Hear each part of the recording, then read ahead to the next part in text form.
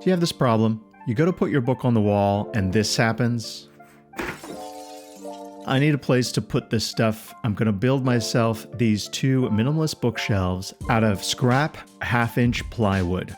Continuing with my home projects made out of scrap series here. I started by making a cardboard template. This is a great way to get the proportions and the measurements right before you commit to cutting the material. Here I am verifying the measurements of each piece. I also use an angle finder to find this angle. It's kind of a quirky design with the books sloped towards the wall to make them more secure. I'm experimenting a little bit here because it's scrap wood and there's only one life to live. Now here's a big piece of 1/2-inch maple plywood I had left over from a cabinet project. So I'm going to start measuring out the pieces. I'm using this Makita track saw that I borrowed for today. It's very nice. It's also very expensive, so I don't want to get too used to it. I do like my Craig AccuCut. It totally works for me, so I think this might just be a fun experiment. I head to the table saw to cut down that larger piece into the smaller pieces for the bottom and the back. I really like these Jessam hold downs for the table saw.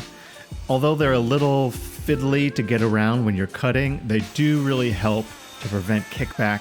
They act kind of like a second set of hands, so I like them. Now I need to set the table saw to match that angle that I found from the cardboard template. This will create that backwards tilt for the books in the design.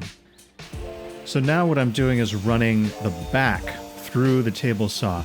Creating this angle allows the back and the bottom to sit not at 90 degrees, but somewhere a little bit closer than that. I don't know exactly the angle. I never actually measured it. This is all just by eye. Here I am doing a test fit of the back sitting on the bottom piece. The angle I cut at the table saw is really creating that slope. Now the tricky part is to make the sides support that angle. So the sides kind of have to be a weird shape that will probably make more sense once you see it put together. Now I'm cutting out those angles for the sides.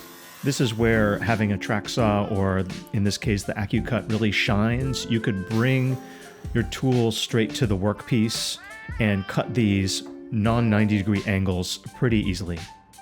Now here I am giving a test fit, striking a line where I need to cut that angle of the back piece on the side piece. Now it's looking pretty good. And a quick little test fit shows that the angles are being preserved. Now I'm using the disc sander to soften some of those harsh edges. And this helps me create the template for the other sides. Back to the disc sander. Now, normally you could use the template with a flush trim router bit to reproduce the other pieces, but they're so small that the disc sander is the best and the safest option, I think. Now on to edge banding, giving the edges a quick sanding just to prepare them. I made the mistake of buying some 1.5-inch maple edge banding, so I'm doing something a little different. I'm going to split it down the middle so I can get 3/4 of an inch. That gives me a little bit of overhang on the 1/2-inch plywood. Always double check the eBay listing before you buy edge banding. You might end up with an 1.5-inch edge banding, just like me. But like a lot of things, there's a way to deal with it. I always like to do a quick 220 sanding on the edges. This just helps make them more durable and less likely to fail as books are being pulled on and off the shelves. Now, these small side pieces were really tricky to edge band.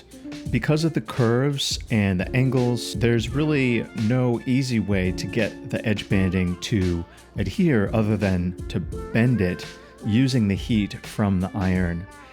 And what I worked out was if I just get it hot enough so that it becomes pliable, I can use something metal. In this case, I used flush trim clippers.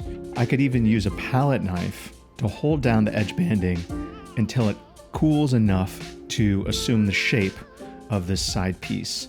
Very tricky stuff, very finicky, but like a lot of things, if you try hard enough, you can figure out a way to make it work. Now, trimming the edges of an irregular shape like this also requires just a lot of manual labor. Here I am using a razor blade very carefully to try to get those edges trimmed. Was not perfect. I had to rely on a lot of sanding to get the edges at all flush. If you know of a better way to do this, let me know in the comments. Now for joinery, I'm just using simple butt joints with screws. Here I am pre-drilling the holes on the bottom piece so that they will go into the sides. This is very finicky to hold the whole thing together because there's no 90 degrees. Clamping it would have been really difficult. So I'm just using my hand as the clamp really to keep this thing together while I drive the screws in. Once I get one screw in, it becomes much easier to hold, but this was not an easy thing to do. It does make me think this is why so much of carpentry is built on 90 degrees and 45 degrees. It's just a lot easier to work with and assemble. As soon as you introduce these odd angles, everything becomes a very bespoke process to assemble it. I might think twice about doing this again, or maybe it's worth the effort. I don't know.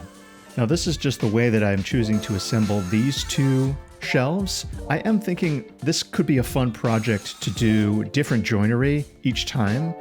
If I build this again, maybe I'll build it out of hardwood, like poplar. I'm not sure, but if you're interested in that, let me know. Maybe that could be a future video.